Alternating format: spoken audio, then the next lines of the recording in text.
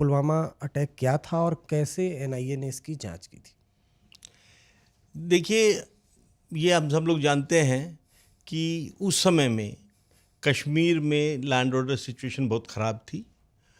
तो उसके मद्देनज़र जो फोर्सेस की मूवमेंट की जाती थी, उसका एक सिस्टम था कि फोर्सेस को कॉन्वॉय में भेजा जाता था।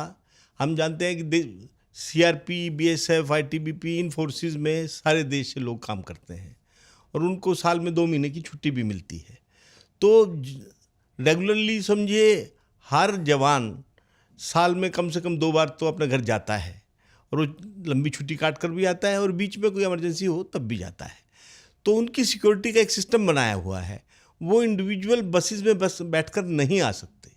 तो एक सिस्टम ये है कि जम्मू से कॉन्वॉय में इकट्ठे लोगों को लाया जाता है ताकि उनको लाने से पहले उस सारी रोड को, उसको रोड ओपनिंग कहते हैं, कि फोर्सेस चेक करती हैं सारे रास्ते को और दूसरे व्हीकल्स को जनरली उसके अंदर एंटर करने नहीं देते ताकि वो लोग सेफली जम्मू से श्रीनगर लाए जा सकें और उसी ढंग से श्रीनगर से वो जम्मू जा सकें। तो ये फरवरी के महीने की घटना है। 14 फरवरी को पुलवामा की घटना हुई तो शायद वो 73 गाड़ियों का एक कॉन्वॉय जम्मू से श्रीनगर आ रहा था।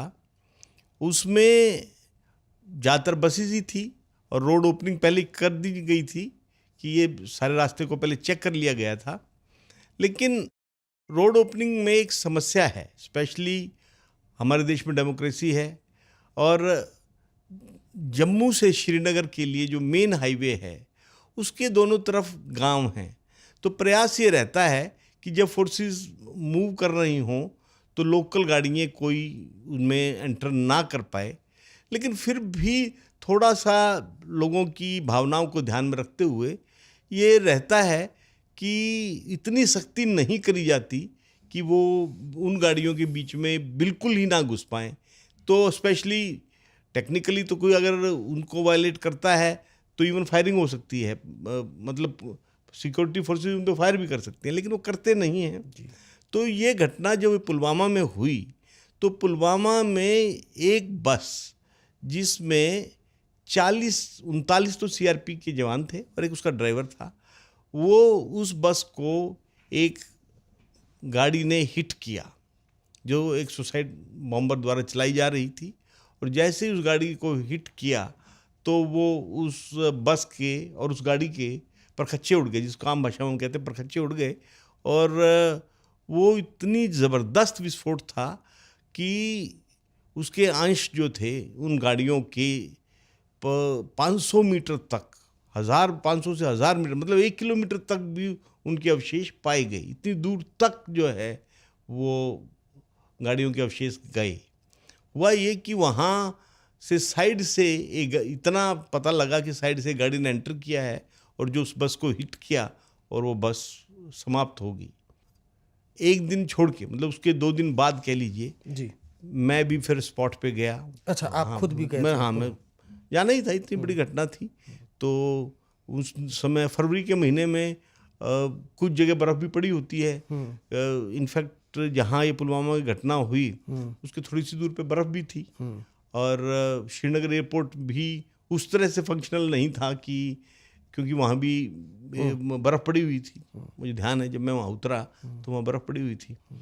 तो जब हम लोग वहाँ स्पॉट पे गए तो वहाँ हमने पहली बात ये जानने की कोशिश की कि ये गाड़ी कौन थी, क्या गाड़ी थी जिसने हिट किया, क्योंकि तब तक ये भी क्लैरिटी नहीं थी कि ये क्या गाड़ी थी। जी, तो नेचुरली लोकल मैकेनिकों को हम लोगों ने बुलाया था, उनसे हम लोगों ने जानकारी लेने की कोशिश की थी कि भाई क्या गाड़ी है। जी, तो लोकल जो भी अवशेष थे वहाँ, तो लोकल मैकेनिकों को ये कहना था कि सर ये एक मारुति की गाड़ी थी, पर मारुति का कौन सा मॉडल था, क्या था, ये कोई भी बताने में, कोई कह रहा था कि ये मारुति 800 हो सकती है, कोई कह रहा था कि मारुति की वैन होगी, कोई कह, सारी तरह की कयास लगाए जा रहे थे।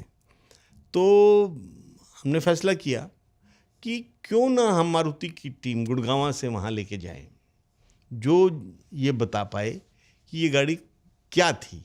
अच्छा। तो मारुति के हम इंजीनियर्स को लेके हमारी टीम वहाँ स्पॉट पे गई, पुलवामा गई, और उन्होंने इंजीनियर्स ने देख के बताया, जो जो भी पार्ट्स वहाँ अवेलेबल थे, कि ये एक मारुति इको गाड़ी थी वो। ओके।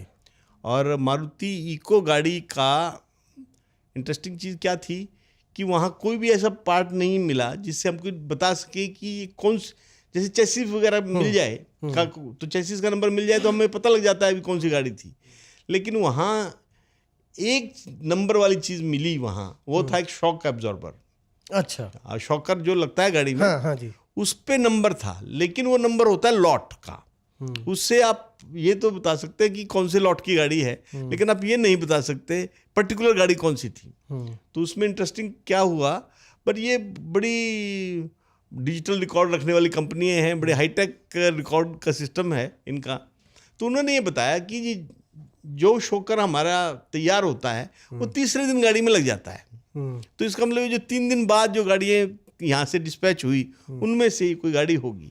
तो उन्होंने अपने रिकॉर्ड देख के लॉट बता दिया हमारे को कि भाई इस लॉट की, तो टेंटेटिव उन्होंने मतलब डेट बता दी कि इन डेट्स की गाड़ियों में होगी ये।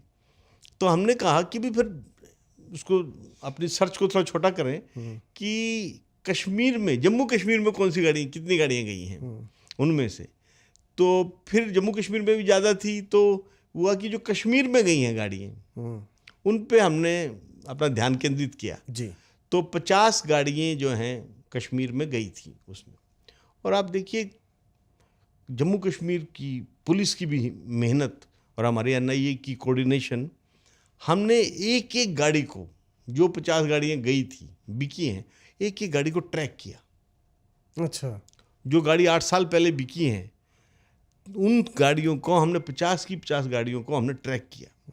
और इंटरेस्टिंग क्या होता है, हम सब लोग जानते हैं कि आजकल हर लोग रजिस्ट्रेशन चेंज नहीं कराते। मैंने आपसे गाड़ी खरीदी, आपने दस्तखत करके कागज दे दिया मुझे, गाड़ी आपके नाम से स्टैंड कर दी है, मैं चला रहा हूँ। तो इस तरह से भी हम एक के बाद एक, तो जो ये पर्टिकुलर गाड़ी जो यूज़ हुई थी, ये इसका 8वां बायर जो था, हम 8वें बायर तक पहुँच गए। इसका जो 8वां बायर था वो जिस आदमी ने गाड़ी को, जो सुसाइड बॉम्बर था जिसने गाड़ी को हिट किया, उसका एक कज़न था। उसने, इसके कज़न ने गाड़ी खरीदी थी। अच्छा, तब तक जो सुसाइड बॉम्बर के परिवार के लोगों ने उसका जो भी लास्ट सेरेमनीज कर दी थी। मतलब उसमें इंटरेस्टिंग चीज़ क्या हुई थी कि वो उन्होंने पहले ही एक वीडियो रिकॉर्ड कर रखी थी। सुसाइड बॉम्बर ने उनके साथियों ने एक वीडियो रिकॉर्ड कर रखी थी, जिस वीडियो को जैसे ही ये कांड हुआ साथ की साथ रिलीज कर दिया सोशल मीडिया पे। तो ये तो पता लग गया था कि भाई ये सुसाइड बॉम्बर कौन था। लेकिन हम जो है ये एक एकेडमिक एक्सरसाइज करना चाह रहे थे कि भाई गाड़ी कैसे पहुंची, आपको तो एस्टैब्लिश करना है कोर्ट में ना। लेकिन केस की इन्वेस्टिगेशन में उससे कोई ज़्यादा मदद मिलने वाली नहीं थी, क्योंकि सुसाइड बॉम्बर तो मर चुका है। आदिल डार नाम था, आदिल डार नाम था उसका, वो मर चुका है। लेकिन फिर भी हम लोग हर चीज़ को जानना चाह रहे थे। लेकिन ये एक्सरसाइज, मतलब आम आदमी जो है वो इतना सोचता नहीं है कि CBI या पुलिस या NIA कितनी मेहनत करती है। उस काम को हम लोगों ने विदिन वीक पूरा कर लिया कि गाड़ी कैसे हुई, कैसे आई, किस किस से बिकी, और हम लोग पहुंच गए। मतलब वो चेन बिल्कुल एस्टेब्लिश हो गई